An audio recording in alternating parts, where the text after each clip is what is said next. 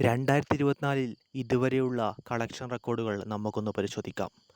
Manjummel boys തിയേറ്ററിൽ നിന്നും collect ചെയ്തത് 236 കോടിയാണ്. മലയാളത്തിലെ ഏറ്റവും വലിയ കളക്ഷനാണ് മഞ്ഞുമൽ ബോയ്സ് നേടിയത്. പൃഥ്വിരാജ് സുകുമാരൻ നായകനായ ആടുജീവിതം 150 കോടിയും, ഗിരീഷ് ഏടിയുടെ പ്രേമലു 136 കോടിയും, ഫഹദ് ഫാസിൽ ടീമിൻ്റെ ആവേശം 130 കോടിയും, വിനീത് ശ്രീനിവാസൻ, ധ്യാൻ ശ്രീനിവാസൻ, പ്രണവ് മോഹൻലാൽ ജോഡി 70 കോടിയും, മലയാളത്തിൻ്റെ മെഗാസ്റ്റാർ മമ്മൂട്ടിയുടെ ബ്രഹ്മയുഗം 60 കോടിയുമാണ് ഇതുവരെ തിയേറ്ററിൽ നിന്നും കളക്ട് ചെയ്തത്. മലയാള സിനിമയെ സംബന്ധിച്ചിടത്തോളം 2024 സുവർണ്ണ കാലഘട്ടമാണെന്നതിൽ സംശയമില്ല. മലയാളത്തിൽ ഇതുവരെ 2024 400 കോടി ചിത്രങ്ങളാണ് പിറന്നത്. അതിലൊന്ന് 200 കോടി കടന്നു.